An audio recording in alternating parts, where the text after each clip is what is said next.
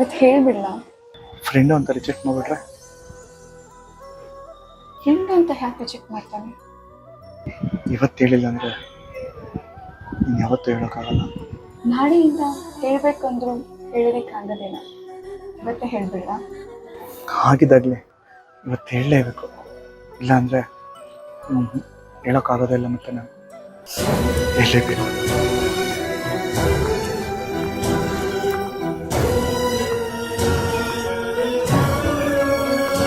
ಒಂದು ವಿಷಯ ಹೇಳ್ಬೇಕಾಯ್ತು. ನಾನು ಒಂದು ವಿಷಯ ಹೇಳಬೇಕು ಅಂದ್ಕೊಂಡಿದ್ದೆ. ಹೌದಾ? ಹಾಗಾದರೆ ಫಸ್ಟ್ ನೀನೇ ಹೇಳು.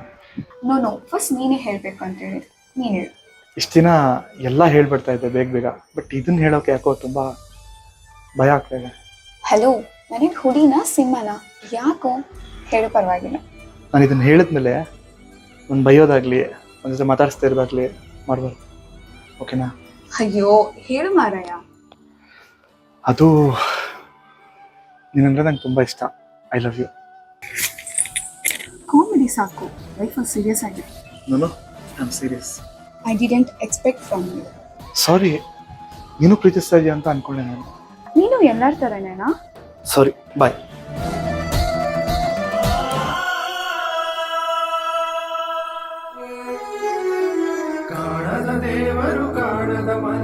ನೀನಂದರೆ ನಂಗೆ ತುಂಬ ಇಷ್ಟ. I love you.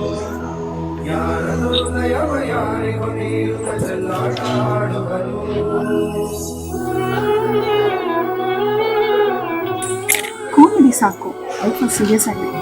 ಮನಸ್ಸು ತುಂಬ ನೀನೇ ತುಂಬಿಕೊಂಡಿದ್ಯಾ ಕಣು. ಅಣ್ಣ ಬಂದಿಲ್ಲ ಅಂದಿದ್ರೆ ನಾನೇ ಹೇಳ್ಬಿಡ್ತಿದ್ದೆ. ಸಾರಿ ಕಣು.